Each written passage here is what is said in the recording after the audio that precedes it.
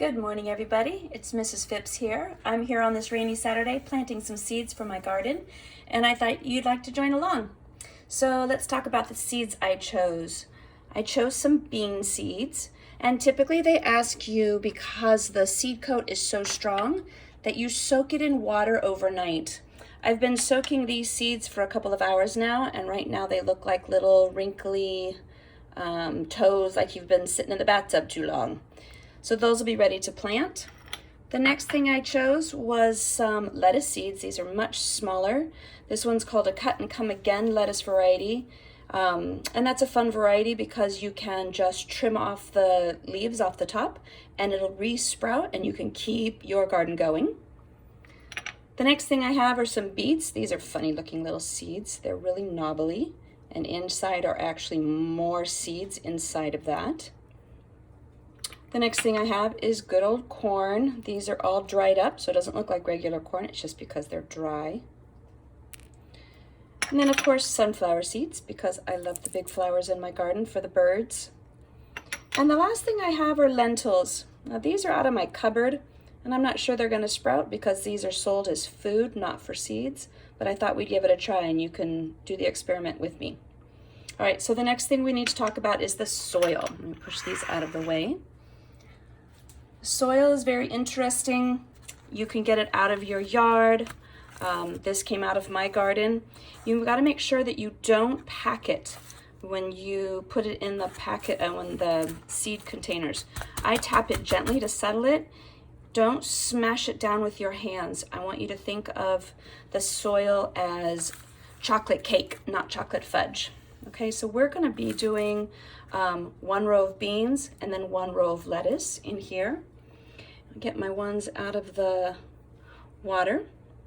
Now, the difference in planting something big and small. I have two different methods I like to call them. I like to call one method doorbell method and one back scratcher method, and I'll show you the difference. I put my seeds on top of the soil so I can see them. These are going to be big, so I call this doorbell method, and I push them in right up to that first knuckle on my finger, and I say ding dong, ding dong, and one more ding dong. I'm going to knock some soil on top so they're covered up. Now the lettuce is different. The lettuce is called back scratcher method, and I'm going to take some seeds. I'm going to sprinkle them gently on top of the soil. I'm going to put lots in.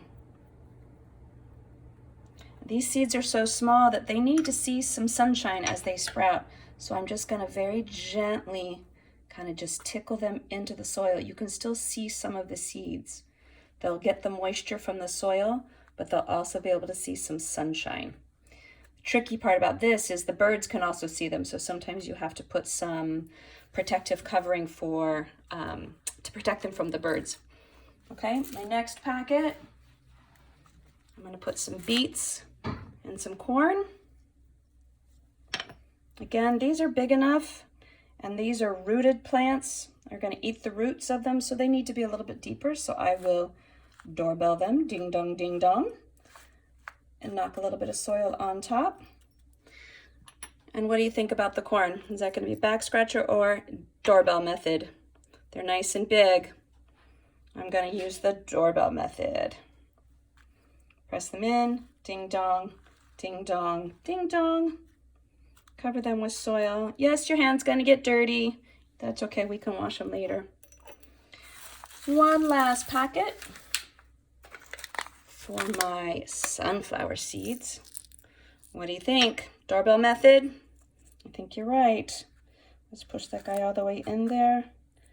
Let's push him in. And let's push one more in, one for each.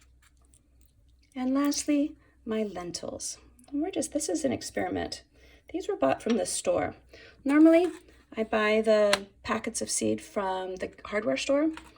Food is usually treated so it doesn't sprout, but I thought it was worth experimenting on this rainy Saturday. So you're going to come along on the experiment with me. I'm going to push them in just a little bit because they're kind of small, and I really don't know anything about growing lentils.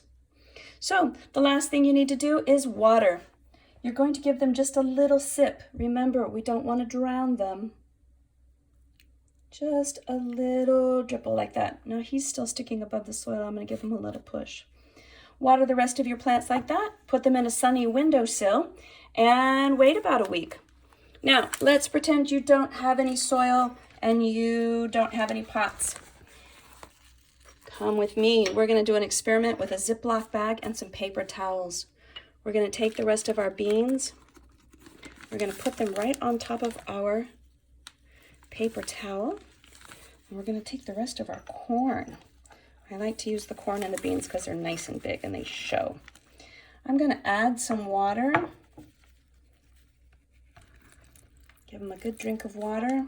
And we're going to leave them in the plastic bag like this. I'm going to put this in a sunny windowsill and we're going to see what happens. Join me here next week to find out how our garden is doing. See you later.